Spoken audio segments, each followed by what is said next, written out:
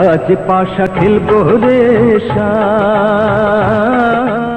সকল জল্পনা কল্পনার অবসান ঘটিয়ে বিয়ে করে ফেললো নাসির হোসেন, আর অন্যদিকে সুখে থাকার টিকিট পাইল পাপন কাকু। এসব কি বলছেন আপনি? আমি বলতে চাইতেছি নাসিরের বিয়ে করায় পাপন কাকু হাফ ছেড়ে বাঁচলো। আরে তুই ঠিকই বলছস, হারামজাদা আমারে প্রচুর জ্বালাইছে, এখন থেকে নাক ডেকে ঘুমাতে পারমু। সেই জন্যই তো বলতাছি এই বিয়েতে মজা নাসিরও পাইছে, মজা পাপনও পাইছে।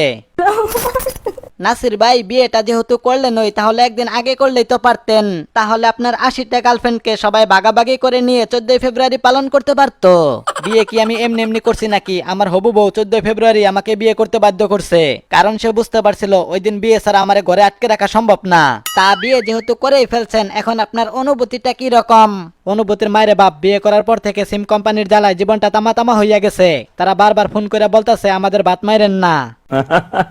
নাসির, তোর একটা সিম আমারে ধার দে তো, চালাইয়া দেখি কেমন লাগে। কাকা, আপনার বয়স হয়ে গেছে, আপনি সামলাতে পারবেন না। আরে পারমু, ছোটবেলায় আমিও তো তোর মতো একজন নাসির ছিলাম। যদিও আমার 80টা সিম লাগতো না, কিন্তু প্রত্যেক দিন 80টা করে বিড়ি লাগতো। নাসির বিয়ে করলো, দাওয়াত দিল না, সেটা কোনো ব্যাপার না। অন্তত একটা বার তো দাওয়াত দিতে পারতো। গেল ভাই, আপনারে তো আমি দাওয়াত দিছি, আপনি পান নাই। আরে তুই আমারে দাওয়াত কই দিছস? তোর সাথে তো আমার 14 মাস ধরে কোনো কথাই হয় না। আরে ভাই, আপনি বুঝতেছেন না ব্যাপারটা। আমি আপনারে দাওয়াত দিছি মনে মনে। মনে মনে দাওয়াত দিলে হবে নাকি? ফোন করে দাওয়াত দেওয়া দরকার ছিল।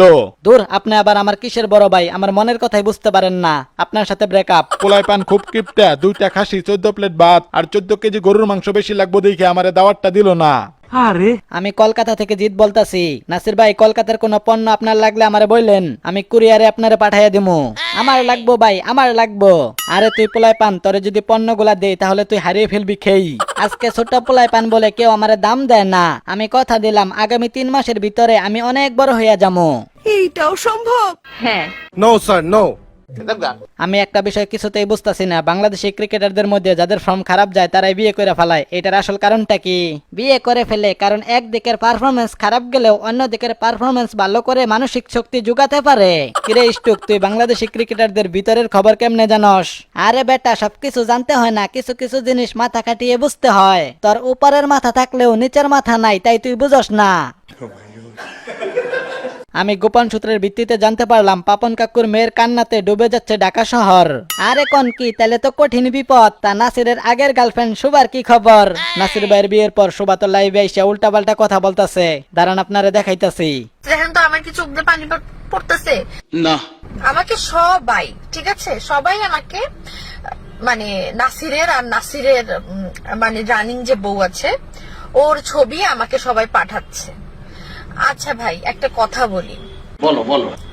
আমার সাথে ওর সবকিছু শেষ, এন্ডিং হয়ে গেছে 2018 সালে। এগুলো আমরা জানি, ঘাস খায়া তো আর বড় হই না। তোদের কি হয়েছে? আমাকে এক্সপিরিয়েন্স বাড়িয়েছে ওর সাথে, হ্যাঁ? ইয়েস। ভিডিও করেছি, আমি দেখবো, আমি দেখবো। নিজেদের দেখেন, কার বউ কোনখানে ভাইগা গেছে, কার মেয়ে কোনখানে ভাইগা গেছে, কার বোন কোনখানে গেছে, কার জামাই আর একটার সাথে আছে, পরকিয়া করতেছে, এইসব চিন্তা করেন। ফালতু কথা বলতে আসবেন না, ফাজিল কাহিকার। একদম লাথি দেবো, কিন্তু বেচা গায়ে লাথি দেবো, জানিস না? তো আজকের মতো এই পর্যন্তই। খুব শীঘ্রই দেখা হবে গরিবের মিয়া খলিফার 2য় পর্বে। সেই পর্যন্ত সবাই ভালো থাকবেন, সুস্থ থাকবেন। ততক্ষণের জন্য আলবিদা।